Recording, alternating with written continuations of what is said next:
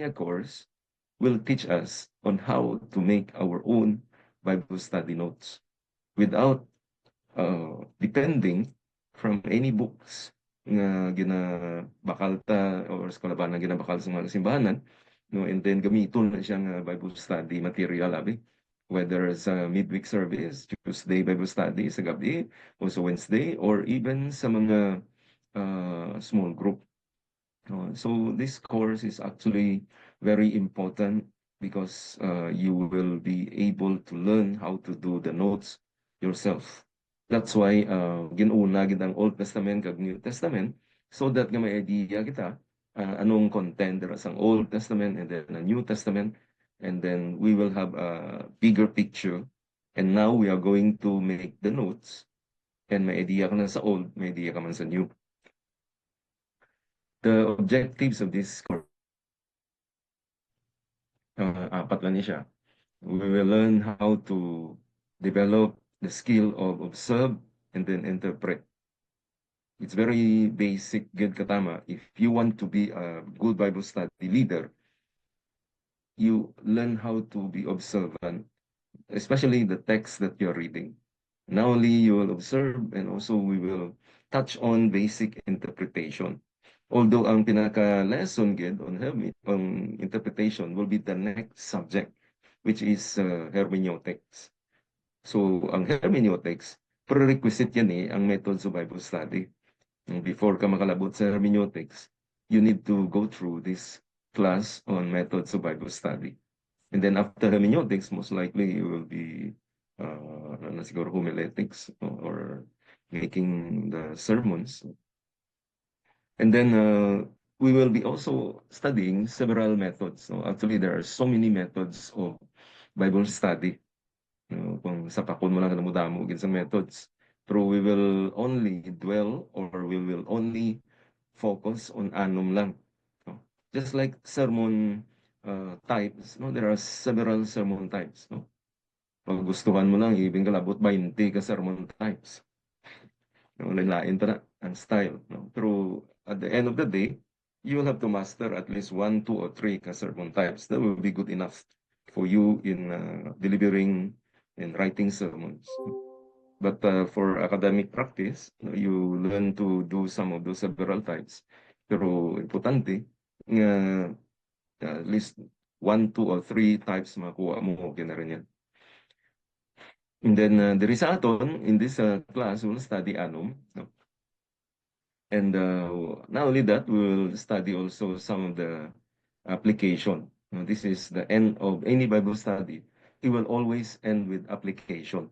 Just like sermon also, nga may kada sermon, ang ending igid permi is application. So we will now go into the requirements. Manotice yung attendance 30%. Then wala na siya midterm, wala na siya finals. Nga man, because ang nature sa class, hindi man siya kinanglan nga may exam kita. Pero you will have to do it yourself. You will have to learn how to do the Bible study notes, original. It must not be copied from anywhere, but it must be original. And therefore, may class participation kay ang imong nga obra, i-present na siya pagka following week. What we'll do is we will lecture ang isa ka method subong. Pagka following week, you will have to present into the class ang imong obra. Okay? And then as everyone is presenting, the rest will also be seeing the work, and then makitanta kung ano ang mga ma-comment naton. And from there, we will learn from one another, from all the various types of notes nga maobra ninyo. And then ang assignment, 50% yun na siya, because after you present, you have to send me your assignment. Ang notes nga ginobra nyo, you have to send to me because I will go through it and review everything and make some comments on your paper. So medyo mahapo na actually mag-check. Kaya chikon mo halin sa puno sa punta. Kumayo-ayo na lang na kung para mag-check ka sa thesis. Grabe pag mag-check sa thesis. So we have some references here, and then this is now the outline We will have the introduction today, and also we will touch on the very first method, and that's the devotional method. Ang pinakasimple nga method, no? Devotional method. And manotice yung anom ni siya, and the devotional method, subong January 23. Next week, wala kita klase because we will be, majority of us, I will also be in Manila. I'll be attending the ALS. No? So, Thursday, gito gani ang meeting man.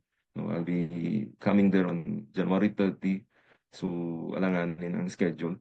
No? And so, next meeting will be on February 6. Presentation na natin yun sa devotional method. Then pagkasunod nga week, we will study on another method, chapter summary, and then ma-present on February 20.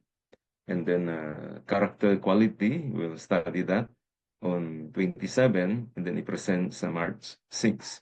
Then biographical method, uh, March 13, presenting on March 20. And the topical method, March 27, presenting the following week, April na siya. And then the last will be the verse-by-verse analysis, which is on April 10, lecture, and then April 17, ang last class natin, which is a Wednesday. Ang verse-by-verse analysis, this is very close to the inductive Bible study method. Actually, I was trying to weigh whether we'll take up the inductive Bible study method, pero mas nakitaan ko, mas mayo ang pag-present kung igamito nato ng verse-by-verse analysis method. Although inductive, it will take time actually, gustong we master on. In fact, in some schools, o some training, isa gina siya ka-lecture. Isa gina ka-semester. Mula na tanan, inductive Bible study. Because there are so many exercises yung kinanglanon mo dahil moon. So this is about the lesson, the introduction. Let's go now into the, what you call this, the lesson proper.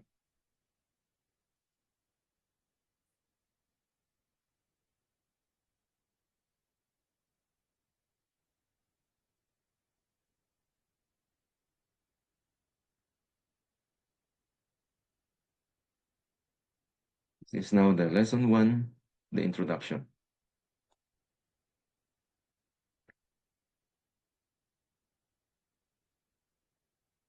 Kita.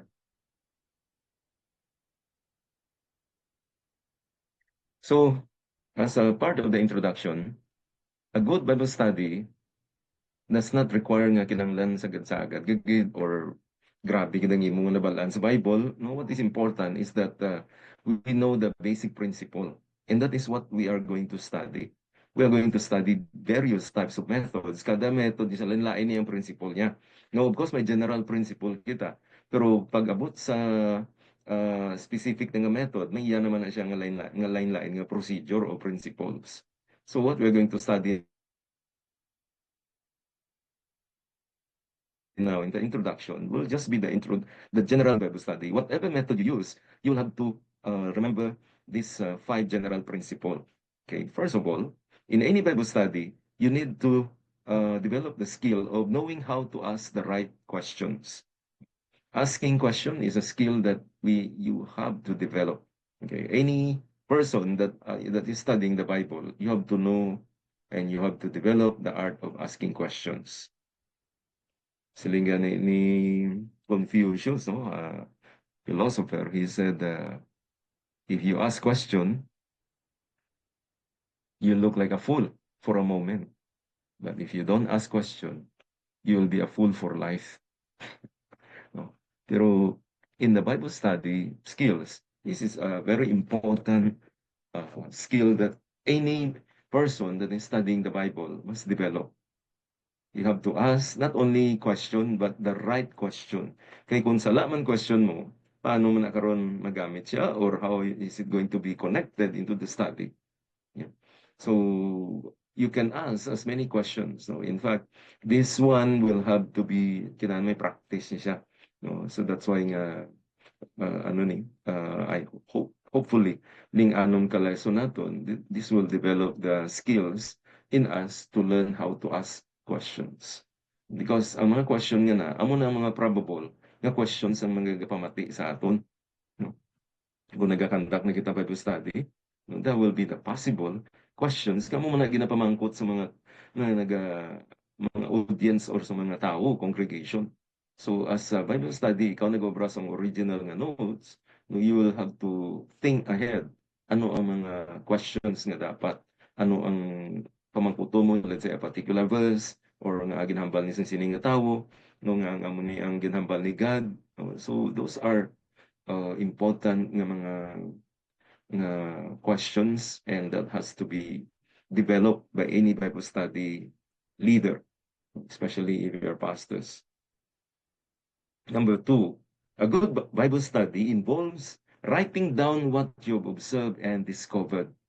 So after nga na-discover mo or you read something and you discover something, it will be good that you will have to write it down. No? Magsalingan na yung write down, kung wala ka nagasulat sa buong computer ka na, then type it in the computer. Or kung may cellphone ka and you're using notepad sa imong phone, then write it down there. I-record it so that you will not forget. No, pero of course, kalaban na nasanay gid gyapon, especially kung may mga mga medyo mga 40 and above, 50s and above, na naanad magsulat sa notebook, so you can write it down. He was the founder of Navigator, Dawson Trotman, who said this, that thoughts disentangle themselves when they pass through the lips and the fingertips. So, nagarinakot ni siya kung hindi mo siya pag-isulat. So, in fact, you will even forget ano to sa ang ginamin or ano to ang gin-speak sa imo or what was the important questions nga nagsulod sa ulo mo. Kung wala mo sinulat, malipatan mo gina siya. So, it becomes a habit of any Bible study leader that we will write down. We need to have a notebook, we need to have a laptop, if you need a tablet or a phone, and write it down there. And this note-taking is basic, and if we really treasure the nuggets of wisdom in the studying of the scripture, then it will be good that we will write down all of this. Number three, the ultimate goal of a Bible study is application, not just interpretation. Magsiling ka gani interpretation, una ka gina observation, no? Anong nakitaan mo? And then interpretation, anong buot silingon sa nakitaan mo? No? Ang application, paano mo siya karon i-gamiton or i-apply or paano mo siya i-gamiton na sa imong kabuhi o kabuhi sa mga nagapamati sa imo ang nabasahan mo. So according sa kay D.L. Moody, he's a great man of God, no? A Christian educator himself. He said that the Bible was not given to increase our knowledge, but to change our lives. So there are so many things nga pwede nato mahimo nga Bible knowledge. In fact, you can be a top-notcher sa mga Bible quiz, pero ang imong life hindi man siya nagasanto. No, and there are so many people that we know that they are so good with their Bible knowledge. Tandaan niya kita ang mga pila ka amuni, tandaan niya mga things, tandaan niya ang lugar, tandaan niya ang ngalan sang object, tandaan niya ang ngalan sang fruits, tandaan niya ang mga geography, biblical geography. No, pero pag abot na sa iya nga ano ni nga pag application, dito na siya nagkakapalpak. So what for? So that's why nga ang atong Bible study notes will always end up with application. Kay karon na ang tanga mo ni, so ano ang application sa kabuhi ta? Pero ang problema kung kaisa, no, na ang iya naman nga pendulum swing yung kaisa is puro na lang application, wala interpretation. That is also a problem. Eh di, paano mo ma-apply ang isa ka bagay o isa ka statement o isa ka prinsipo, wala kang mga intindi o wala mo man na-explain. So how is it going to be applied? So kinahanglan may interpretation na bago mag-application. Even sa sermon na mo man na, you quote a verse, but then you need to expound or exposit the verse first before making any application or challenge to the people. Hindi nila mag-gets na masyado. It is possible to know the Word of God and not know the God of the Word. kadamo gid sa amo sini. No, and we could also become like this. No, we could be people that we really master the scripture, but we do not know the God of the word. We only know the word of God. And this is a tragedy. No, in fact, statistics in the past have shown that many of the Bible scholars, the world's best Bible scholars, they are very poor when it comes to soul winning.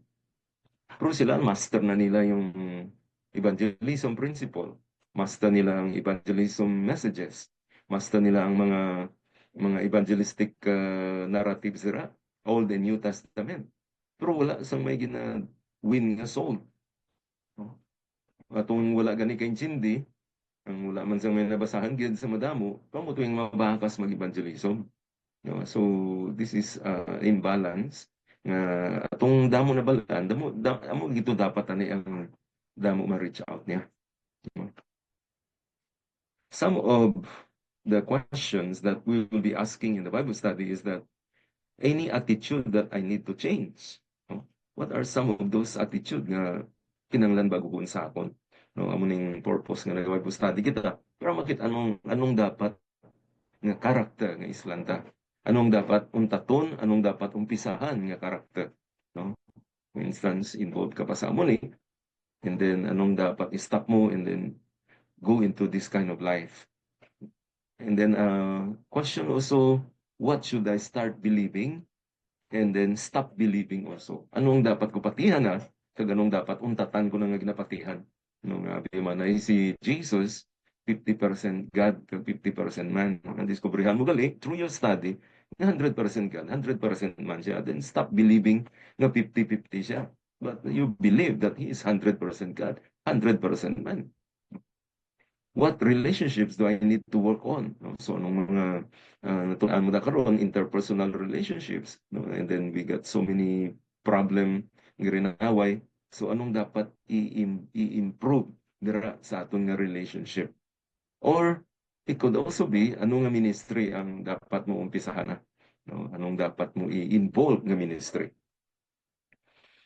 At the end of everything, it is Christ-likeness. Whatever we do, reading and studying and applying the scripture, ending in gyapon is Christ-likeness. No, because isa man lang atong goal, and that is we want to be like Christ. No, we did not saying we want to be Christ, but we want to be Christ-like. So childlike, Christ-likeness. Not childish, Christ-likeness. No, kaysa imbis na childlike, naging childish. No? So do bata-bata kay mo yan, do ano lang bingit, no? Jutay lang ano gasunggot ka kay God. So kabingit sa imo. So paano ka na mag-grow karon? Number 4, a good Bible study means that God's word must be studied systematically. The Bible has been translated in various translation. Kag ang iba nga translation, gina-simplify ginila. No, maay man na nga gina-simplify. Pero kung kaisa, ang iya naman ang swing naman is that we take the Bible like just an ordinary book. No, do abi mo do isa lang siya ka libro, abi mo do textbook lang siya, abi mo do pocketbook lang siya, no, or just like any of our academic books sa eskwelahan naton. No, it's not. No, the Bible is more than that. The Bible is going to outlive any one of us. So ang problema is that nga kung kaisa ang because nga do pasapayan lang ang pag-treat sa Bible, no, we call the cafeteria style, no, para relax ka lang, no, or ang ginatawag nilang deep or skip, no, inang ang another term na ginatawag nila cutting the Bible, no, inang pag-aga pagbugtaw mo muyo ka tapos abriha mong Bible, no, kung diin tumato pa ang imong nga pagbukas mo sang Bible, amo na siyang basahon mo, no. So let's say pag open mo so nga to nga again Psalms na, Psalms chapter 10, no, pagkabukas dito ka nag-open sa unhan. So, sa unahan sa Bible, so na-open mo to, Exodus na. No? Pagkabuwasan naman sa punta, so Revelations naman. So, lumpat-lumpat kaya. No? So, that is not the proper way of reading and especially studying the scripture. The Bible has to be studied systematically. Kaya may system mismo ang Bible. Lumiyara siya nga pattern. So it has to be studied like that. No? Regular study plan. And then, kung may kinahanglan ka nga tun-an nga word, no, for instance, may isa ka word nga hindi mo siya maintindihan. So you will need to get a dictionary, a Bible dictionary, to help you to understand kung ano na siya. And then, you want to analyze a person's character. No, may isa ka story ning isa ka tao nung ga pangamuyo gid siya. Say nga, Lord, sino nga ako maging life partner ni man? No, Lord, pakita biyang pangalan niya sa Bible, be. So, nag-open siya sa mga epistle ni Paul. No? Pag-open niya, ang sulat dito, grace be unto you. King James ginagamit niya. So, grace be unto you. So, sila niya, wow, Lord, ang halang gali isang mapangasawa ko si Grace. So, iyan nayawan sa pangita, sa church. Wala gid sa grace. So, basta nga naglalaon na sa iyo, may grace nga nagsulod sa church. Which, actually, he was wrong. No? Sala ang pag-aintindi niya. Wala na niya bukas sira ang Bible. There is a system that we have to follow. All scripture is God-breathed. So, hindi lang ng New Testament. Okay, of course, kung baguhan ka, paborito mo basahon ng New Testament. Pero kung matunan mo ang Old Testament, you will learn to love the Old Testament even. Uh, you will really enjoy reading. There's so many lessons there that is found in the New Testament. In fact, very rich yun ang New Testament. Ang Old Testament, no? Comparing sa New Testament. Kung sa New Testament, tama nakadirekta ang iyang pag-approach. Pero ang Old Testament, there are stories there, and there are so many tremendous, precious, treasures, gems there that we can learn. When we study the scripture, study the Bible just like a good detective. No, I think some of us, if you have studied some criminology or maybe some lessons on detective, what you will do is you will start for a clue, and then you begin to ask question based a clue, and then ano ang nakitaan mo dira, and then from there record all your observations, and then put all the various observation or little evidence bukan sa puna tanan. And then from there, ibuunin mo siya, tingubon mo. From there, you will know and make a conclusion kung paano ma-solve ang crime scene. For instance, I give you an example, a true story. There was a crime na natabo. This man, nag-report siya sa police nga nadula iyang wife. No? Nadula iyang wife. So, siyempre, nagpulis, pangita gid siya. Wala gid nakita. Ngini nga tao gali, nagapang ano ni siya, nagabligya sa mga frozen frozen meat bala. No? So the police, siyempre umpisa gid sa bana. Kaya siya nagreklamo. So siya ang una investigate. Siya pero mupod mo. So nagkadto ang pulis sa ilang bedroom. Dito sa bedroom, nakitaan sang pila ka investigator nga may mga mancha sang dugo sa may pader sang ilang bedroom. No?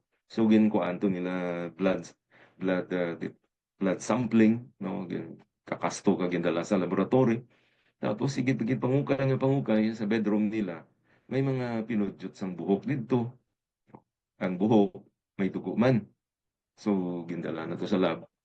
And then they realize nga sa mga investigator nga ang dugo sa may wall kag ang dugo sa buhok pareho. Kag cross match dito sa buhok sang wife nga napatay na. Pareho gid, pareho ang dugo, pareho ang buhok. So in other words, buhok ni sang wife kag dugo sang wife. So it would be possible nga basi na danlog ang wife, natumba siya, no? Pero ti ko natumba siya, tani ara ang lawas niya. Ti pero nga ang hindi makita ng lawas. Kagang bana yan nag-complain na siya nga nadula wife niya. So ang most likely, ang bana kabalo siguro. So investigate ang iyang lifestyle, ang iyang trabaho, tingin ang trabaho nagapang change so siya. nagapang utod-utod using chainsaw, ang electric nga cutter na bla, nagapang utod siya sa mga karne, mga karabaw, kung ano. So, sa mga investigator, why don't we check ang iyang chainsaw? No? So, check ang iyang electric nga saw, tapos wala man sa may nakitaan, no? Sige, bigyan tahiran niya siguro. Now, uh, yung pamangkot siya, kung diin siya permi, naga-standby, din siya nag-cut sa mga gina-cut niya bla, din siya nag-cut. So, yung tudlo yan, nagkanto ang mga investigator. Kuha sila sample dito sa puro mga bato-bato, mga hilamon, mga dahon, mga balas. Kuha sila sample. May naspatan sila outside sa laboratory results nga dugo kag buhok nga nagamatch dito sa dugo kag buhok sa kwarto sa ilang nga bedroom iya sang wife niya. So damura gid sila nagduda nga ikaw biyang husband inutod niya siguro ang misis niya pinatay niya kag gin chainsaw ya siguro. Tingong chainsaw ya din nagadtong lawas nga inutod-utod. Lapit dito sa gina chainsawan niya may suba. So ginhimo sa investigador dudan nila kasi hinaboy itong lawas. So ginkatuan nila dito ang suba, nagkuha sila sa mga diver, kaging diver dingin salom dito ang suba. Kuha sila mga sample dito.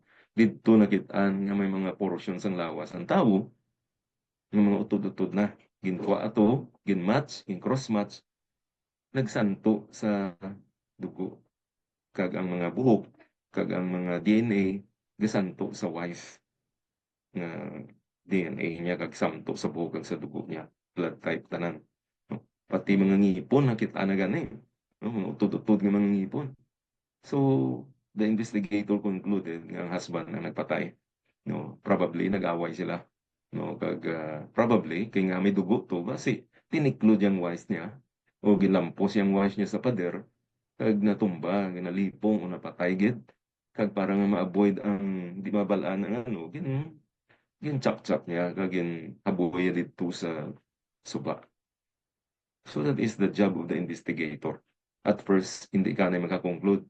Throughout of the pieces of clue, no, like buhok lang to, or droplets lang sa dugo, from there, pwede mo na siya matahi-tahi sa ulihi, and it will become a complete piece na siya. That is the job of a Bible study student. No?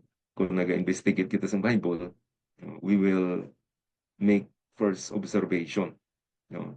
Anong mga makita mo dira, nabasa ka isa ka chapter, anong na-observe mo? Number two, you ask questions. No, anong mga related sinidi? Ano di ang masiling mo? Anong masiling mo pati sa sini nagsulat? Ano masiling mo sa situation nila? Ano ang makitaan mo nga senaryo? Okay. And then interpret. Analyze what the verse means. After that, correlate mo, no? Anong connections ang evidence, observation 1, 2, 3, 4. I-connect mo na siya. From there, you can come out a conclusion. So that's the job of a Bible study uh, leader. And that's our job, you know, as pastors, as ministers. No, we will observe. Of course, may mga helps kita. No, we will have our Bible study tools, which we'll discuss later on. Pero, ulihin na siya. No?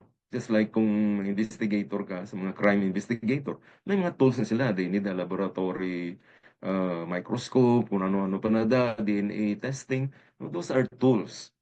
So kita nga pastors and Bible study leaders, may mga tools man kita to aid us. No, pero ang decision kita mangyapon mahimo sang decision niya. No? So in a good Bible study, number 5, you will never exhaust the riches in any one passage of the scripture. When the Bible says that your commands are boundless. So every time you study this verse, no, let's say this this month, ginto na mo ang Psalms 23. No? Next year, ginto na mo liwat ang Psalms 23. You will realize nga may bago ka na mga madiscoveryhan dira. Because the Bible is really exhaustive. Meaning to say, hindi mo siya maubos, matungkad ang tanan-tanan nga riches nga nakatago dira. May makitaan ka subong, Pero maybe sa sunod nga bulan o 6 months later, the same verse, you are going to discover something there. And that's very true in the scripture. Nga wala gini nagauntat nga matun-an mo di nga may makuha kagid nga bag-o na naman nga insights, bag-o naman nga observation, bag-o naman siguro nga principle. So, Bible study has no shortcuts. You cannot study the Bible nga ginadali-dali mo. It is going to be hard work. You need to be diligent. You need to be patient. And in the end, you will reap a very good results. No, just like atong story ko kagina, atong investigator nga napatay ang wife, no, hindi mo na siya madali-dali. Kung ginasako mo, lain ang conclusion mo karon. No, base pabangdan mo to yung neighbor. No, pero tanan nga ebidensya nagatudlo nga it's the husband. No, isang gihibi-hibi pa na yung husband. Kung kayong ebidensya ya, nag-speak na siya ang guilty. So, preparation for a good Bible study. We need to schedule a time for us to study. Ang kinahanglan, at least depende sa available nga time, no, basta nga may ara kag specific time. We are talking about Bible study. We are not talking about quiet time, no, or ginatawag nato nga devotional time. Lain ang devotional time, lain ang Bible study time. Devotional is expected to be done every day. Now, if you are a Christian, every day gini siya naga-devotional time ka, where you have a Bible reading guide, and then you read that. You just read. No? From Bible study time will be different. It will not only last for 10, 15, 30 minutes, but it could last even for hours there. So you can be there to discover, to understand, and then write down the notes. So it will take time. Pero ang devotional time must be every day. No? Pero ang Bible study time, kung mag-obra ka sang particular notes o whatever ang imong nga notes ang ginobra, so you will need more time. No, not only 10 minutes or 30 minutes. You should not try to do Bible study during your quiet time. Lain niyang quiet time that is feeding ourselves. But when we do the Bible study time, it is for us that we feed ourselves and also we will be ready to feed others as well. And that will deepen our understanding of the scripture. You should study your Bible when you are at your best physically, emotionally, intellectually, and when you are undistracted and unhurried. So you got to find the best time. No? May iban sa aton, you are a day person. Kung agaya, alive ka. No? May buong sa gabi, alas 8 pa lang yan, alas 9, hindi ka na mapuslan. No? Some of us, kung agaya, hindi ka puslan. Kung gabi, you are alive. No? Do owl ka bala? Sa tawag sila, night owl ng mga tao. Kung gabi, alive na alive ka gidya, full energy ka. Pus agad, hindi ka mapuslan. No? Makuton ka, hindi ka kabalo. So, select anong best time nga makatuon ka. Ako personally, I'm a night owl, no? I study in the night. Kung sa aga, medyo hina na siya gawa. No? So, depende sa tao, whatever is your, anong naandan mo. No? And then you need to be awake and you have to be rested. Hindi ginakapoy ka. Hindi ka ginakaintindi, kagdamo ma-miss mo sina, kung nagadali-dali ka. Kagtagaan mo ginaya time. And then, next, you need a notebook. No? Magsiling notebook, paper siyang notebook. Or if you need a digital notebook, no? Tablet, cellphone, laptop, no? If you need a ano, projector pagid siguro kung gusto mo para do lapad-lapad pagid, no? Number 3, you need to get the right tools. No? We will give you some of the tools na pwede natin magamit.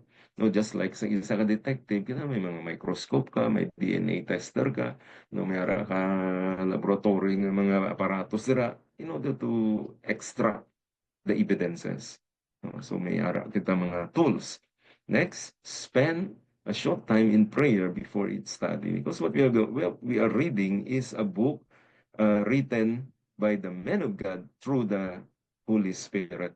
So we can ask the Holy Spirit, first of all, cleanse our lives from any sin, because it's very difficult for God to work in us if there are sins nga nagapalibot sa aton.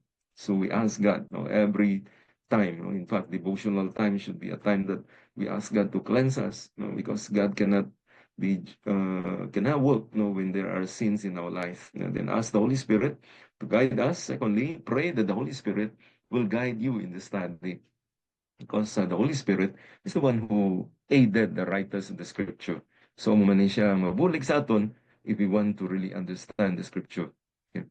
Now, what are some of the tools that we need for a good Bible study? First, we need to have a basic library. No, magsiling ka nga basic library. Anong mga basic library? No? May kadamo sang mga books nga pwede. So I outline here 7 suggestions for us. First of all, you need a study Bible. No, magsiling ka nga study Bible. No, there are so many. No, pili ka lang kung ano gusto mo. You need you can have the NIV Study Bible. You can have the New King James Study Bible. You have the MacArthur Study Bible. You can have the Moody Study Bible. No, there are so many study Bible. No, and you can buy this, no, in the bookstore, or kung may online, depende kung anong ara, no, pero kung may hilig agad mag-print, printed, so you can buy. There are so many study Bible. Ang nasawaan mo yung ano ni nga version, no? Kung NLT Study Bible, may man New Living Translation. Kung gusto mo NIV Study Bible, may man, no? So you select. Number two, two recent Bible versions. Meaning to say, inang mga bago nga mga versions like New Living Translation, no, is one of the ano na niya, compete na niya sa NIV. No, when I was in Bible school sa undergrad, 1995 pa to. No, ang gina-require sa amon NIV gid, no. Amon ako nung version nga makalapit-lapit sa langit, no, ang NIV, no, hindi ng King James. So we will all been using NIV. But as the years goes on, may nagwa nga New Living Translation, dynamic translation man siya. Ang NIV, dynamic translation man. Magsiling ka gina dynamic, ginakuha iyang thought, ka gina-translate niya. Ang original nga Bible, nga in Hebrew or in Greek, ginakuha iyang thought, ka gina-translate niya. So that's called dynamic. No, pero kung literal translation, like the King James, no, word by word nga translation. No? So may usage man ang word by word translation, may usage man ang dynamic. The problem magwali ka, magwali ang isa ka tao English, i-translate mo sa Ilonggo, pwede mo na siya ma-translate word by word mo. No? Magsiling siya nga ano ni, the wrath of God, no, is coming to all of us. No? So masiling ka nga ang kaakig sang Dios magaabot sa atong tanan. No? Kung sa pamatian mo, masiling ka nga the wrath of God is coming to us. Pamatian mo na karon siling mo mga ilaga sang Dios magapalapit sa aton. No? So wrong translation ka na. No? So you got to have a latest nga mga versions kay ang aton nga language ga-evolve siya. No? Naga-evolve, no? Wala man sang perfect nga translation. That's why nga gina-update. No? In fact, like NIV, kapilan ni update ang NIV.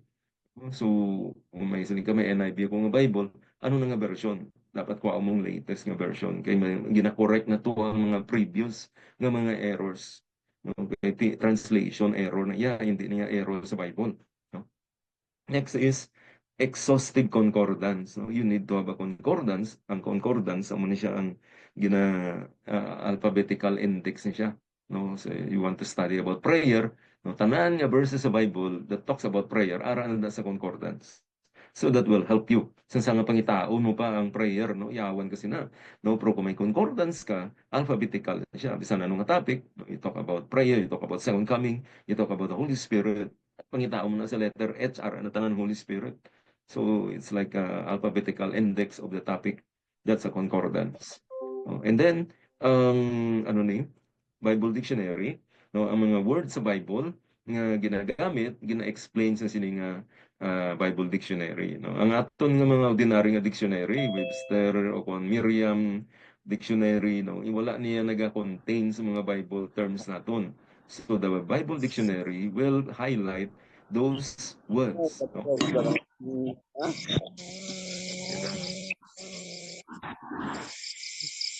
Ang dumi naga-sound. No? Ito man. Okay. Ito nga akong screen. No? Okay. Now, Another thing is a topical Bible. No, topical Bible is a Bible that talks that gamay topic siya according sa topic. So ginapasunod yan na tanan according sa topics nga gusto mo. No? So that will also be helpful. And then Bible handbook, do mo man nilapit-lapit man sa topical Bible, no, may certain topic, then it will help you gina-explain niya na ang naga-connect-connect ng mga topics. No, that's a Bible handbook. And another one is a 1 or 2 volume commentary ng tingo bala. Like, for instance, 1 volume on Old Testament commentary, 1 volume on New Testament commentary. So, duwala ka volume, baklon mo, that will already be composing the entire Old and New Testament. No? Pero kung may, ano ka, kung may book by book ang commentary, masami pag yun, although mahal lang siya. No? I think ang mga book by book commentary, kalabot gani siguro isa ka set na no, from Genesis to Revelation, book by book commentary, kalabot na siya mga 30,000. No? Kung magbakal kasi na, no? At least 30,000. Kung baklo mo na, isa na naka bookshelves. No? Bakal ka bookshelf, pamutang mo na, tsakto na natanan ng 66 ka books. No? So that's a lot. No? So medyo kamahal na. You can have the 1 volume or 2 volume Old and New Testament Bible commentary. Pagpiliun mo man ang author nga ano mo, nga masawaan mo, no? Or you are comfortable or medyo masaligan mga author. And then another one is set up your advanced library. If you want to be, if you are really a Bible person, a minister, a Bible teacher, a Bible ano ka, we use the Bible every day and then we teach the Bible every day, every week. So you need to set up an advanced library. Ano ni siya? Damo pagid nga versions, no? Several versions. Kabay mga paraphrase version. Living Bible kag ang Message Bible are all paraphrase versions. No, that will be helpful, no, kay igina paraphrase niya. And then Bible Encyclopedia, no, do pero mga sa encyclopedia, no, like ang ginagamit ng mga encyclopedia, no, like ano na ganit, nalipat ako. Encyclopedia ng mga available, pero niya Bible ni siya, ya. So, mga terms sira sa Bible, araan na tanan. And then word study. This is very important because the word study will even sometimes give us the Greek or the Hebrew word. And from there, gina-extract niya. No? So, kung kayo sa hindi ka na, wala ka kaskwela, Hebrew or Greek, yan, ikabutlay mo na. No? But the word study tools will give you the Hebrew or the Greek and then gina-explain nyo na ano ang meaning sina sa Hebrew, ano ni siya meaning niya sa Greek. So if you don't even have to study, wala kang nag-eskwela sa Greek o sa Hebrew, pero these Bible tools, word study will explain to you. No? So do pero lang nag-eskwela kagyapon. Then individual commentary, mo sige ginasiling ko, you need to have individual commentary, although mahal ni siya. No? 30,000, mayara 20,000, mayara man tag more than that, no? Linibo gina siya. No? And then Bible Atlas, where ang mga mapa, no? Different maps of the Bible lands. And then Old and New Testament. No? I think those of you that study the Old and New Testament, no, this will not be a big problem, no? Because may idea ka na gidya kung ano nagkakatabo sa story sa Old Testament, especially, and then the New Testament. And then may idea ka book by book, wala mo na na. No? So that will add substance to your understanding in the interpretation and the making of the notes already. Any additional books that will interest you? No? Personally, ako, mahilig ako magbasa sa mga biography. Biography of not only sa Bible character, but biography of great men of God. No, I would like to read from their life story because that's where I learned so many things. Nga, anong mga struggle nila sa una, no? And then paano nila na-overcome na. No? So real story of men of God in the past. No, how they were used by the Lord and how they stumble, how they pick themselves up. No, because there are times that we really stumble. Or kasi wala man nato na-expect. No? Wala mo gid na preparahan gani. But then, may mga conflict na kalatabo. No? And then, like I was reading about the Fuller Theological Seminary, no? Grabe mga away nila. No? But in the end, ara gyapon subo ang Fuller Theological Seminary. So, you can read that sa mga ano ni biography books, no, or stories of churches and great men of God in the past. ng mga giants of the past. So in conclusion, reference books are used again and again. So that's why nga ginabakalta ni siya. I think isa ka study Bible siguro printed na sa mga bookstore, mga 3 to 4,000 na siya. Medyo mahal siya. Pero do pero manabla sa mekaniko, no? Pili ka man kabakal ng China nga mga plies, no? Pugaling pagkakas mo sang ginakakas mo basi ang plies mo pa ang una makakas, no? Hindi ang bolt nga ginukas mo, no? But if you want branded gid ya, so you buy those mga US nga mga brand, no? Very good quality German brand, no? So very good kina siya. Mahal lang siya pero lifetime naman. So the same thing ang reference books, no, lifetime naman ni siya nga gamiton naton. Hasta sa kabataan tani, hasta sa next generation, pwede pa ni siya mapasa halungan lang gid hindi mabasa, hindi mabahaan. The Bible is God's word and Bible study must be our top priority. No? And medyo mahal ni siya, pero priority tani. So therefore, ginabutangan tani sa budget.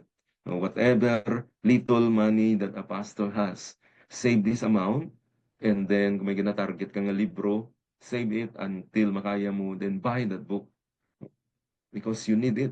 No? These are our tools. We really need this so much.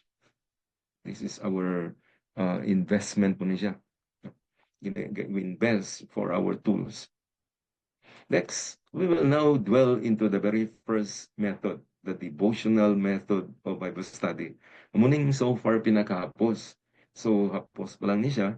So, ang pag-ubra nyo sini, no, we will discuss and then you are going to do kasimple lang. No? Pero as we go on, medyo nag-complicated siya. Pero as a starter, so it will just be good nga hapos na nga na yung naunta. No?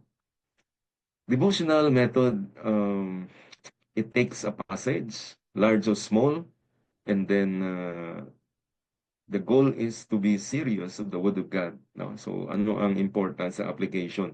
The Bible tells us nga kinanglan gid may application, no? Ang devotional tama and gid sa application because the Bible is used for teaching. And the Bible is not only a theological book, the Bible is not any other book, but the Bible is a practical book. Meaning to say, the Bible teaches us how to live this kind of Christian life that God expects us to be. No? It's not may mga budlay nga portions ng Bible, pero may mga practical part dira, especially ang New Testament. No, it's a very practical. Basta kabalo ka magbasa, intindihan mo na siya kung ano yung lingon. No? So the Bible is very practical. You don't need even a commentary. You don't need a theologian, so Bible scholar to interpret for you. There are portions of the scriptures there that are just plain as it is. So you read as it is, amo na buti silingon.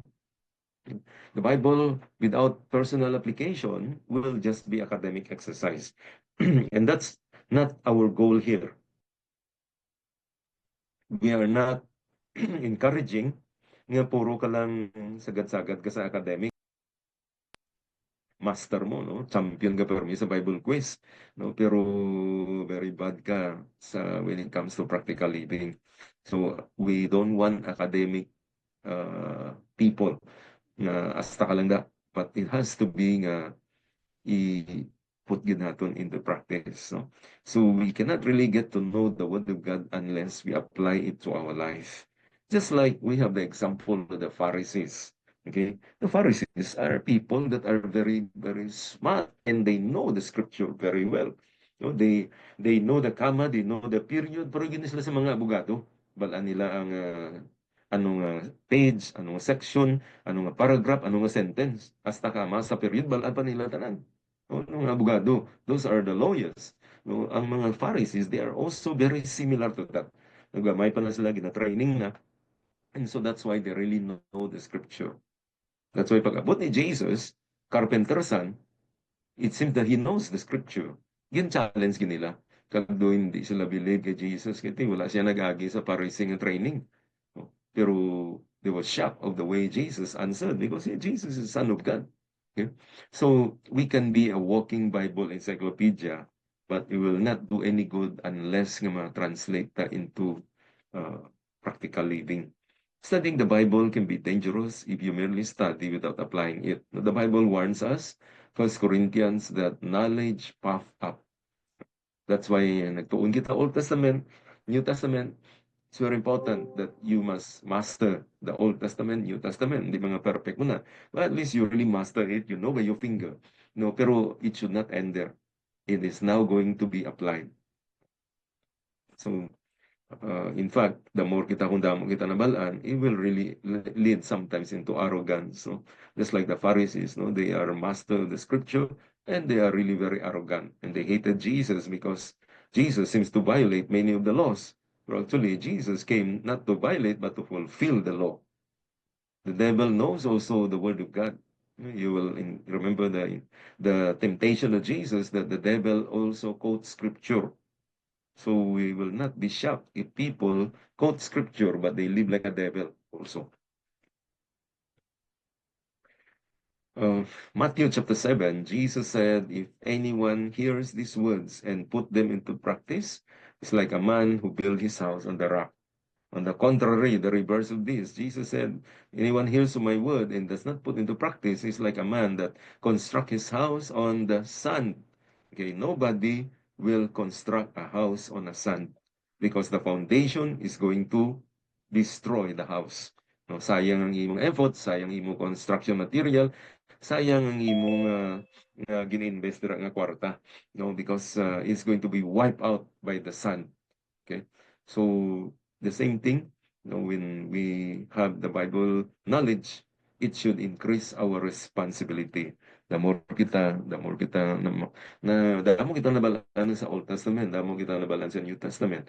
So the more ang responsibility nga ra sa atong kamot. Now we're going to study on how to write Bible study notes. So we are now going to apply it first to our lives. John Milton, a very famous Christian poet, he said, the end of all learning is to know God, and out of that knowledge, to love and imitate Him. So this is where the Pharisees failed. They know the scripture, they know the word of God, but they do not love and do not imitate God. And so that's why nga sa tanan nga mga tao ginamit ni Jesus during that time, ang ginbirahan niya gid mga Pharisees yung mga Sadducees because they are the one who really know the scripture and they are the one who keep on violating the scripture. 4 steps to practical application. No? First of all, muna yung magumbra kita, no? Pray for insights on how to apply the passage. Ask God, no? Ask God to help you, no? Because the Bible is not just an ordinary book. Number 2, meditate on the verses that you have chosen to study. Meaning to say, meditation is compared to rumination. Meaning to say, do probably sa isa ka baka o cow. No, nga magkaon siya sa usang niya bala. No? When the cow eats grass, no, it goes first to the stomach, then it settles there, and then he chew again, and then he swallow it. No, wala gina kung kaysa kita magkaon kita manok, pagkaon mo sa manok, tunlon mo dayon. No? So, muna nagkakain patso kita. No? But like the cow, they will chew it before swallowing. So the same thing, in the Bible study, we need to chew it first. No? Iusangon gid sa mayo. No? From samtang nagausang ka, mabatyagan mo na nagaguluwa ang iyang mga juice, dira. No? And from there, we begin to understand more, and then we write it down, and then it will be wonderful ng mga revelations sa mga guluwa, dira. So, next is, how do we meditate? Visualize the scene of the narrative in your mind. For instance, no, imagine mo abi kung ikaw to sa isa sa mga disciple ni Jesus, no? Peter said, Lord, I want to walk with you on water, and Jesus said, come. So imagine mo nga ikaw manabi si Peter. No? When you're reading about that passage, Jesus walking on water, visualize. Let's say ikaw si Peter, and here is Jesus. No? Jesus said, come. No? And then you also come. No? And what will be the possible things nga nagasulod sa ulo ni Peter sa ginabalanse ni Jesus nga come? No? The Bible tells us there that Peter began to walk on water. But then when he began to see the waves nga nagabaskog ang wave, dito nagbuwi si Peter. Wala na siya nagtulog kay Jesus. Nagtulog na siya sa wave. Then he sang. He began to sing, no? Tayo na sa nalumos. No? And then he cried out to Jesus. So if it is us, no, kung kitayan si Pedro, ano yan imuhunta? Do you think hindi ka gid magtulog sa wave o matulog ka man sa wave? By natural instinct siguro, tanawon to gid ang wave eh. No? We will look at the wave, no? And it will really frighten us. No? Kaya isip mo, kaya Jesus yan, kaya Jesus kaya. No? Ako yan, di mo ko Diyos. So, siyempre, pagkakita ko sa wave, kulbaan man ko. So, how about Paul? Imagine yourself, you are Apostle Paul, and you have planted so many churches, and then you end up now thrown into a Bartolina, and you're writing there. And the Bartolina of Paul during those time is something na hindi ka makatindog, kundi nga nag-squat ka lang, and then nakakadina ka pa. And it's really Bartolina ka higko, and then it's not like aircon. And you write those letters to encourage the churches. How would you feel if you are Apostle Paul? No, ikaw man na di nga ato ka sa presuhan. Damog-damogin plano nga church karon isa ka na lang sa presuhan. Where are all those people nga ginbuligan mo? Di na sila. Wala naman sa mga nag-unong da sa imo. So how would you feel nga ikaw ang ara dira sa presuhan? So you feel nga betray, gintraidoran ka, you feel nga gin-reject ka, you feel nga nalipatan ka. No, all those things will come into your mind. No, if you imagine what would happen. Next is read through. Isa gini ka key. If you want to understand the scripture, you have to read it several times. And then, for us, to some of us nga masilig mo yan, mas maka-learn ka kung ginahambal mo. So, you read it out loud. That's why mag-study ka dapat sa ka room, sa ka place, nga wala sa makatistorbo sa imo. Maybe you need to read it out. No? And then read it with feelings. No? For instance, we have an example here, Philippians 2:13. I can do everything through Him who gives me strength. I-highlight mo siya ang can, I can do. And then I can do. And then I can do everything. No? I can do everything through. And then I can do everything through Him. I can do everything through Him who. I can do everything to Him who gives. I can do everything who gives me. And I can do everything who gives me strength. I-highlight mo siya, isa lang ka word. Ang ipokusan mo, lain ang meaning ng verse. You know, nagaiba siya. Kaya yung focus mo, lain na mo. So that's the power of observation. No? Nga ginavisualize mo, and then you focus on a particular word. That will really give you a better grasp of the isa lang ka verse, Philippians 4:13 lang. That will really give you tremendous insights. No? For instance, Psalms 23. The Lord is my shepherd. The Lord, focus on the Lord, is, that's present tense. My, that's personal. Shepherd, what is a shepherd? The Lord is my shepherd. That's already a tremendous lesson there. In fact, you can make a textual sermon there. Just one verse, the Lord is my shepherd. That's already a textual sermon verse. If you analyze that. Next, paraphrase the passage on this study. Paraphrase it in your own words. Meaning to say, rephrase. No, yung balon mo siya kung sa imo nga way, no? That's why gin-highlight ko di Living Bible kag Message Bible ini mga paraphrase version ni. Ang paraphrase version, they are not really very reliable so much because ang nag-paraphrase ni normally isa lang katawo. And that's what the problem because ang biases ara bala. Pero for the sake of paraphrasing, we could refer to them. No, pero kung serious student ka nga amuning imo daily Bible reading, hindi lang ni siguro advisable ang Living Bible kag Message kay paraphrase version eh. Because of the balance there and some of the theological terms or words nga pangitatabas in nagakadula. Pero for the sake of reading, this will be helpful kung nagatuon ikaw kag gusto mo maintindihan, i-paraphrase ano meaning niya. So that's why Living Bible and also Message. Kung magbasa ka niya, do pocketbook lang pamatyagan mo. Pero that is for us to rephrase it. No? Pero ang ginakuha tadi ang iyang thoughts. Pero you go back again to the dynamic translation, no? Not paraphrase version. No? Dynamic translation Bible like NIV or the New Living Translation. And then personalize the passage that you're studying. For instance, we have here John 3:16.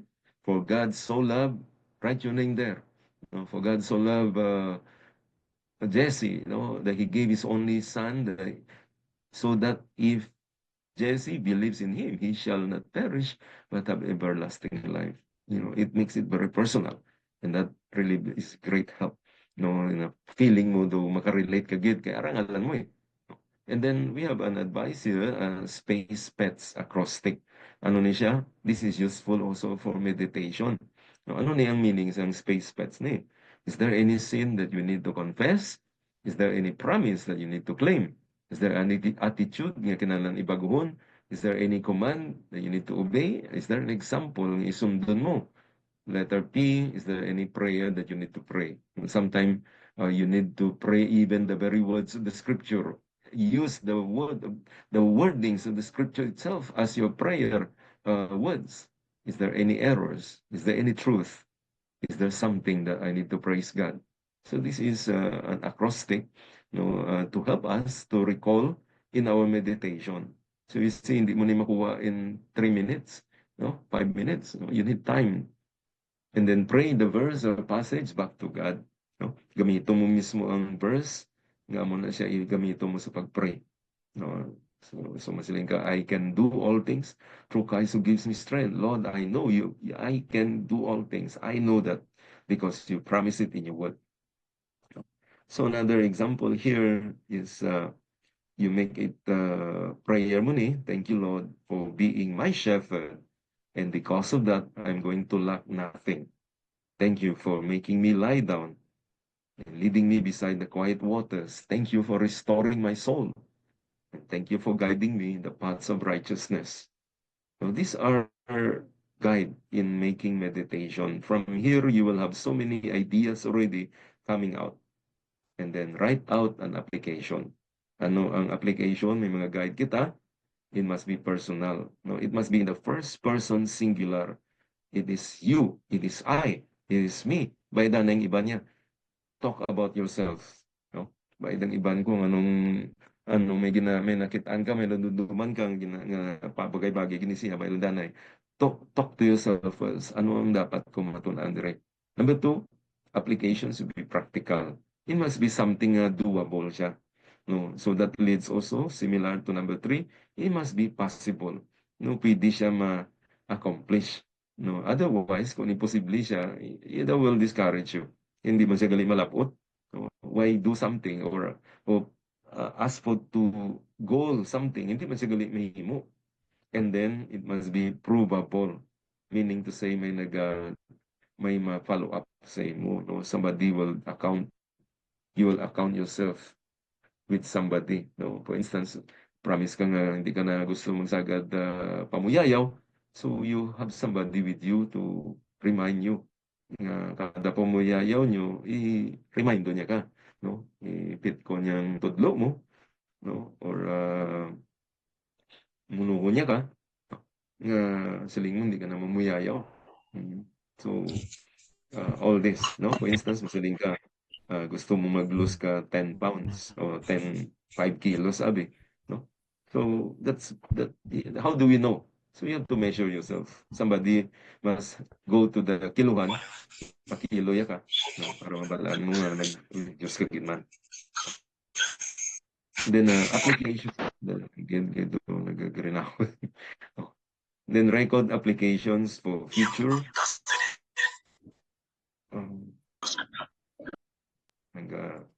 Nag-gina ako din. May nag-feedback. No, and then, record ang applications. Sulat mo gina. Kung di mo na pagsulat, malipatan mo lang na. And then, application must be nga ang isulat because maybe in the future may magamit ka gid sina. Second, you will help. Ang inang application maybe will be helpful, gamiton mo to minister to others. And then the last part here is memorize. No? It takes time to change ang atong mga naandan na. No? Instance, lifestyle mo yang pala pumuyayaw ka, it will take time for you nga makakas na. Lifestyle mo na nga butigon ka, it will take time nga makakas na, hindi na overnight. No? But you desire, and then somebody will help you. And then you memorize a verse that will encourage you. Next is encounter. Okay, let's go to the summary. The ultimate test when we study the scripture is the person of Jesus Christ. Somebody asked the the person, sila niya, natapos ng sermon, ang basang nagkapamati niya, no, na ginwali pa lang, pero wala pa na naubra. No? That means to say, it has to be done. No? Hindi lang namin ang content ng wali or sa Bible study, kundi nga gin-apply ginayan. No? We talk about daily devotion. Is everyone doing daily devotion? No? Then, may ari kita guide on how to do the devotional method. This will be a guide so that nga mahapos mag-ubra ka mo sang Bible study notes nga devotional method. No? Fill it up. No? So this is the sample now. No? You go and do this format yourself. No? Butangan mo date, and then ano nga passage ang imong gusto tun-an, no? So depende sa chapter, tunga sa chapter or pila ka verses dira, no? And then you have a check first whether naka-pray ka. No, this is for a reminder nga nag-pray ka gid, base diretso ka na lang tuon dayon. Number two, ano ang mga meditation. No? Kagina, we discuss how do you do meditation. So, damo-damo do sa mga guide. So, from there, you will be able to come out ano ang meditation nga gin-speak ni God sa imo dira. No? Is there any command dira? No? Like atong passage, Luke chapter 12. Is there any command to obey? Amo tuwagin ng meditation guide, no? Is there any command, space, pets, no? Is there any promise that you need to claim? Is there any actions? Is there any attitude that you need to change? Or promises that you need to claim? So, ang is Luke chapter 12, God will take care of me. Then, after this meditation, will be the application part. Ano na application? So, you write this down. I need to apply this lesson in my family finances. No? So, every time the devil tempts me, I resist by quoting Luke chapter 12, that God will always be there, more than enough to supply my needs. No? Because the Bible tells us that in Luke chapter 12, verse ano ganun, no, 22. No? So, Jesus was saying there, do not worry. So I don't have to worry if the devil attacks me. I know that God will take care of me. Then find a verse for you to memorize. Consider the ravens. They do not sow or reap. They have no storeroom or barn, yet God feeds them. And how much more valuable you are than any of the birds. Okay. So another example here is Judges chapter 6, Old Testament naman. Anong, after mabasa mo ni, pray ka, and then anong mga meditation, no? It takes time. Anong mga lessons or truths nga nakitaan mo da nga pwede mo matun-an kag patihan. No? God wants to accomplish something, He looks for people. God often uses the most unexpected. God can show His strength through our weakness. No, may parallel passage pa niya. So may parallel Bible ka, this will show you. God's power is in us, is the answer to all our inadequacy. Now, aside from the lesson or truths to believe, kasi may mga sins dira nga kinahanglan naton i-confess kay God. No? So you can ask God, no, whatever things nga attitude nga kayo ni God sa aton dire. No? Like the example ni, Lord, forgive me that I'm not willing to be used by you. I feel that I could not be used because I have so many weaknesses. No? But I use my adequacy actually, excuses ko lang na. Help me to remember that trusting in myself will cause failure. But if I depend on you, therefore, I'm going to experience victory. Lord, use my weaknesses to bring glory to your name. And that will become a battle cry for you as a person. No? Then application, I've been afraid to accept to teach in the Sunday school, but through this lesson, I know that I can teach because God will help me. Then find a memory verse. This is about Gideon. No? God promising Gideon, I will be with you. So I think that's enough to encourage us. God will be with us. So in next week, I will expect each one of us that you will have devotional study form. No? Have the date, passage, prayer, meditation, application. No? So, ano ni? Ng, okay, wait. So, amo na yung aton nga mga uh, devotional first method. This is very simple. No? You need just to have a lot of time to prepare. I mean, a lot of time in doing the meditation. No? Para nga maka-prepare ka. Okay? So, that's about our first method. Ang next week, ang atong class, you will have to present. No? So, you will present. I will i-open ko nga maka-present ka mo. No? So, you can use your whatever you use, your slide, your Word, or PowerPoint, and then you present. At the same time, you have to submit to me a PDF format. So, I can review, I can check your paper.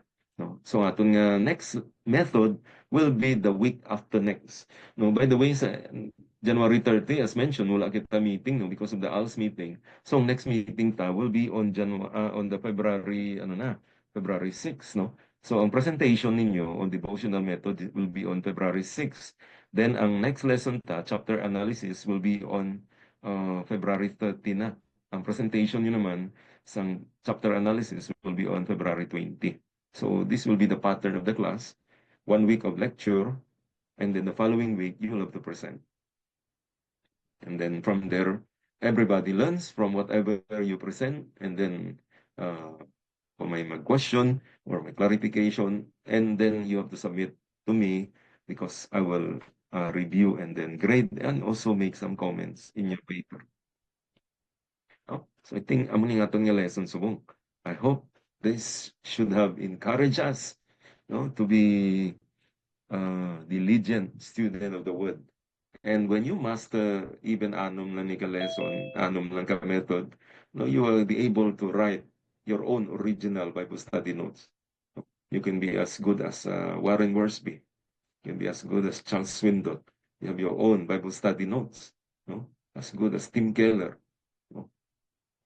You have your own. It's original. No? Although ano lang trabahoso, you need a lot of time. But you are able to do it yourself. Then kung kisagulpihon ka lang, no, make a Bible study notes, no? Why don't you make a topical study, Bible study method? So yes, you master the rules, the principles, it'll be very easy for you to write. No? I've used these methods as well also. No? So you have any question?